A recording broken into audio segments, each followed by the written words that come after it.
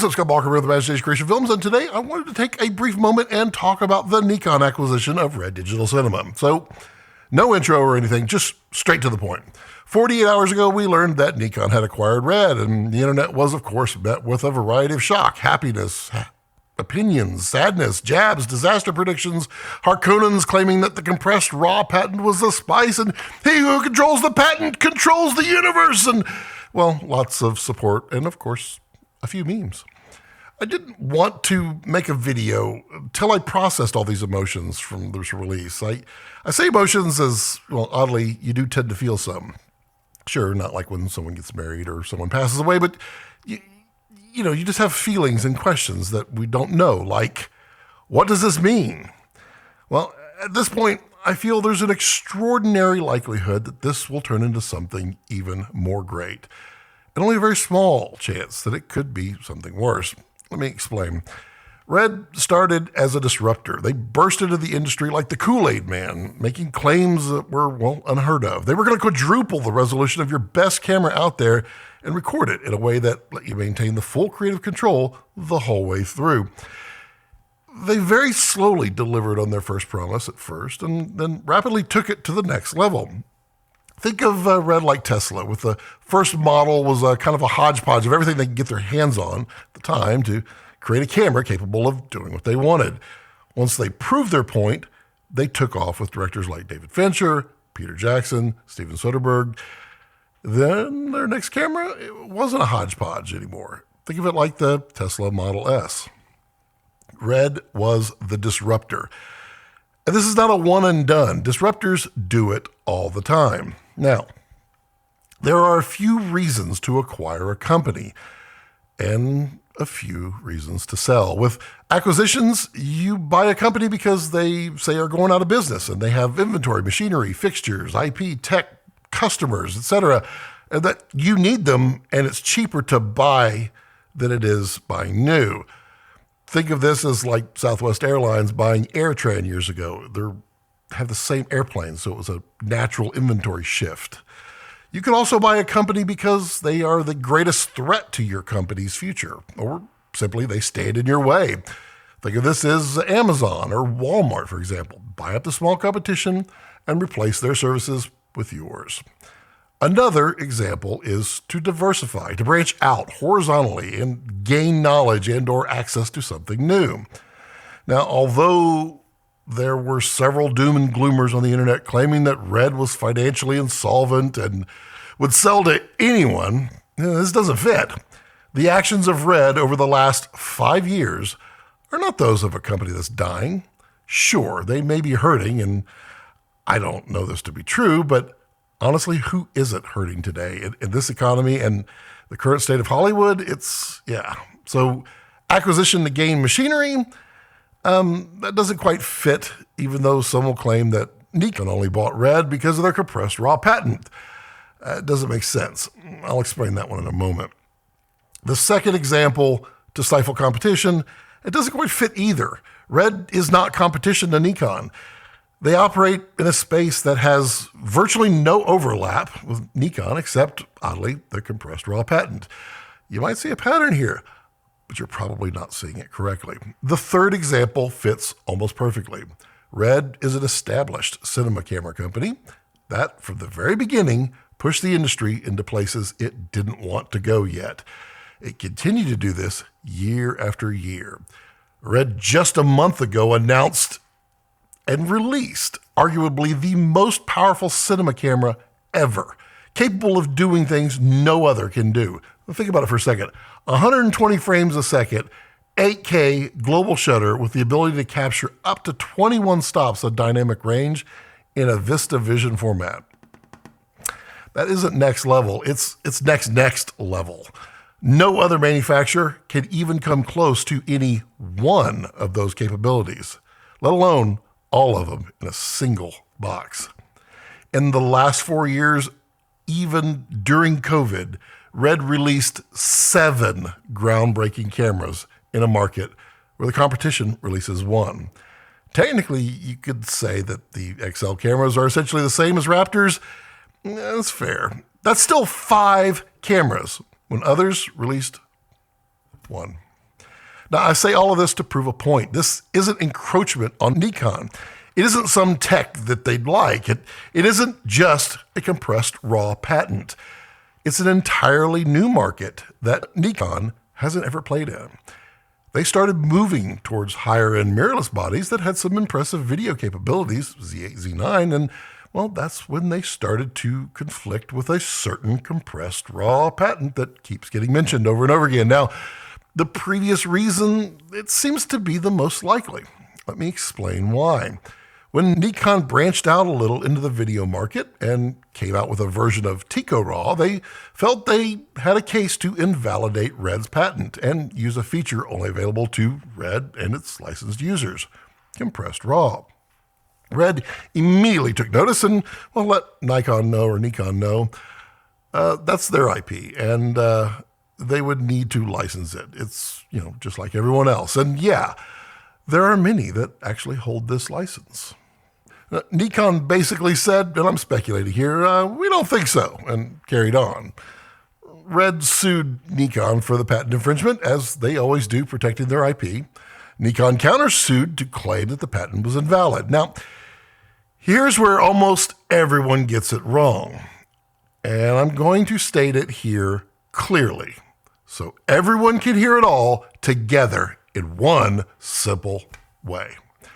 When it comes to that lawsuit, Red won, Nikon lost, period. There are those that say, whoa, Nikon won because Red dropped the suit.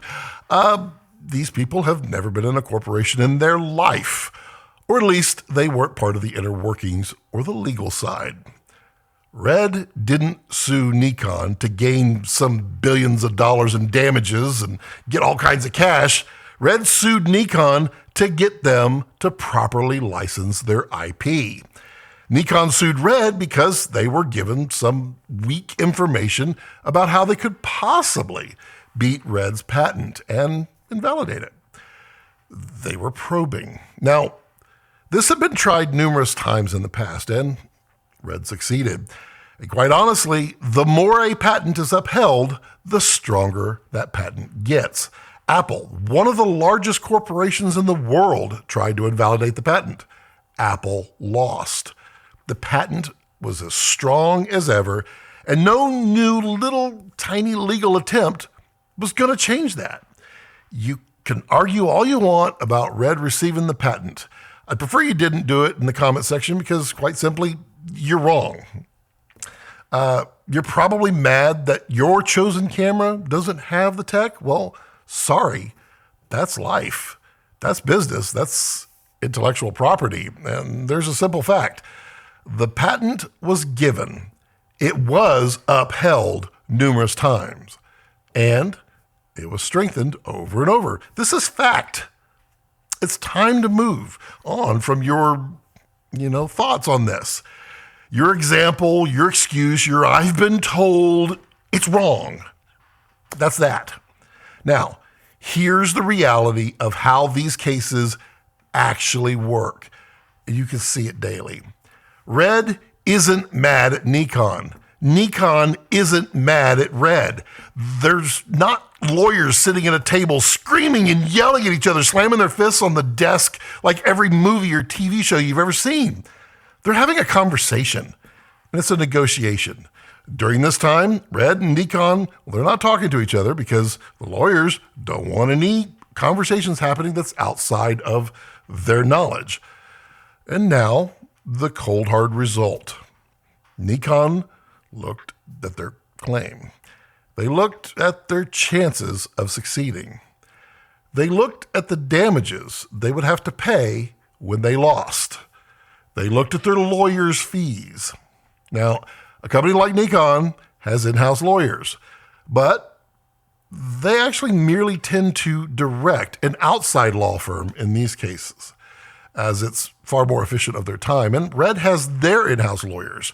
And with lawyers, there are always lawyers' fees. And man, if you haven't priced a lawyer, you'd understand how quickly that mounts up.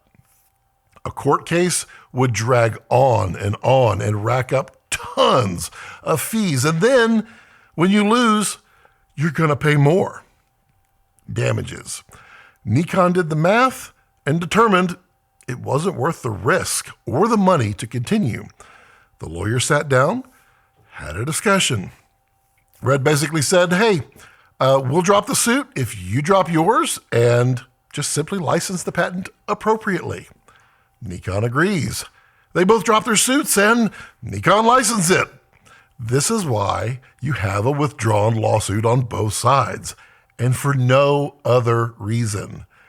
Red and Nikon shake hands, their lawyers go eat a steak dinner and cash their checks, and the world goes on. The companies are happy. A bit of time passes, and a new conversation arises. A friendly conversation. It could be Nikon talking to Red, or it could be Red talking to Nikon. It really doesn't matter which. They had a friendly conversation that ultimately resulted in Nikon buying Red.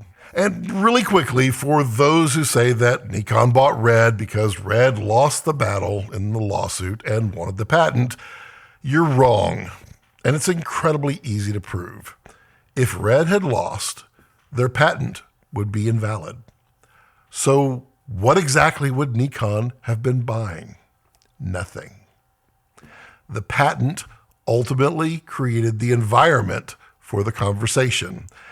And most likely the reason Nikon bought Red was because Red does what Nikon doesn't. Red does what they can't yet. Red has an established name in the industry, love it or hate it, it is well established. And Red is innovative, efficient, and disruptive. With their small, under 500 employee company, they built what no one else could over and over. Nikon bought Red to enter the cinema camera world and enter it hard. And if you look at Nikon's other announcements, the same day as the Red announcements, they did a reorg of officers and directors and also did a little reorg of their corporate structure to align with current company needs.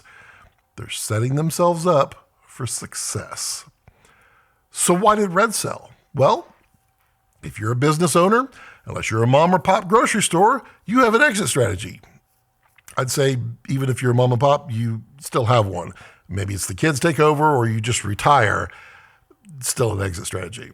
Look, Jim Gennard started Red to build something new, something different, and disrupt the cinema industry. Jim is an exceptional businessman. He created Oakley with just $300 in his garage in 1975. Sound familiar? Yeah, serious Apple vibes here. He later sold it for billions. Jim had an exit strategy. It was take Oakley public and ultimately sell the entire company. Red started as a passion project for him and grew to do exactly what he wanted.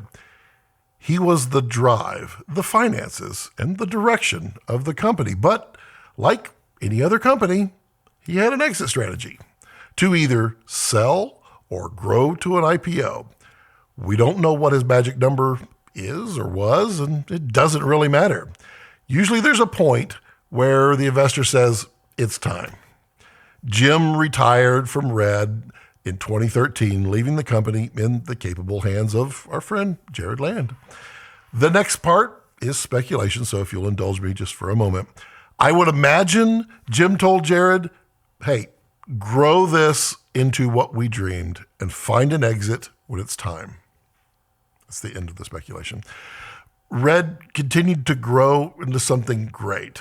With the weirdness in Hollywood and the strains on companies everywhere, when the conversation with Nikon started, it likely became a viable exit strategy for Jim and Jared.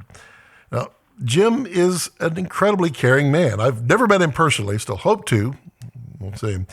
But I've heard stories and stories about him over the years. And yeah, Jim can get passionate and ruffle a few feathers, but he actually cares a lot. And I remember reading a post he had made years ago about selling Oakley and that he had built a family with thousands of people in it. And when he saw what Luxottica did with it, when he sold it, he was heartbroken. It's almost certainly the same way that he feels about Red. He didn't build Red to put it out to pasture. He built it to live and thrive and disrupt. So Nikon Buying Red, I gotta get that right. It's about Nikon entering a new area in the market, the cinema camera world. And what better way to do it than with a company that disrupted it all? The details as to how much and all of that, it won't really be known until it's finalized. And honestly, it doesn't really matter. You don't buy Red to put it out to pasture. You buy Red because they're Red. Jim and Jared aren't going to sell Red to put it out to pasture. They're going to sell Red to be Red with new resources, new life, and new opportunities. Now, Nikon is a Japanese company, and the Japanese tend to do things very methodically based over time and experience. But they know how to take chances too. They just don't do it that often. Red isn't going to be Nikon, and Red is going to be Red, a subsidiary of Nikon, owned by Nikon, driven by Red. Now, sure, Japanese business culture will creep in a little bit, but when you have a special sauce that the world loves, you don't start changing things. New Coke, hello. You work to improve it, make it more efficient, use the economies of scale, etc.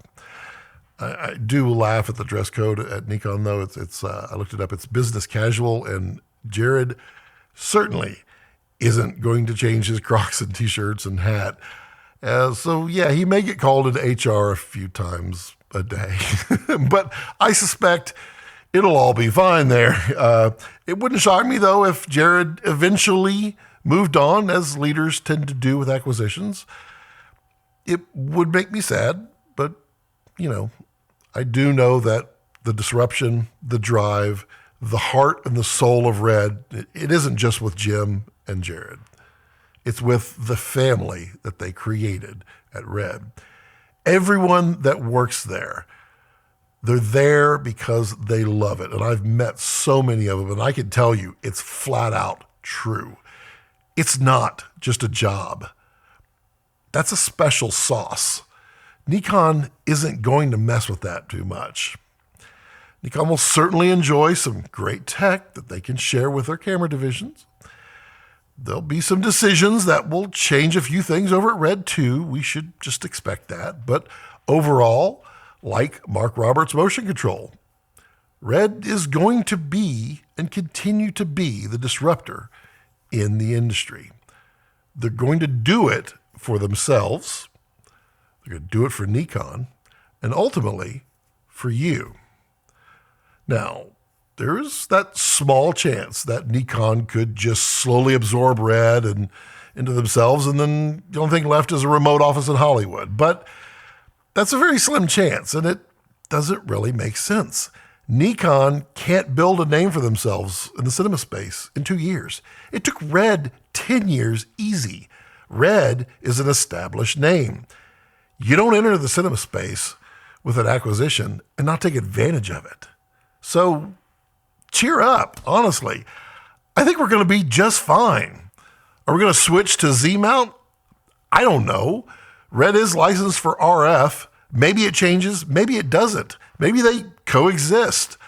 Honestly, if that's the only thing we have to worry about, we're going to live. Because guess what? You can adapt a Z to EF, you can adapt a Z to PL, or to an E. And possibly, you can adapt a Z to an RF.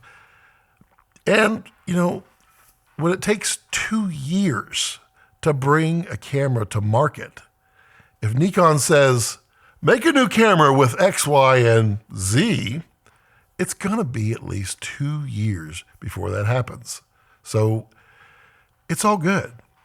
The future looks bright and disruptive.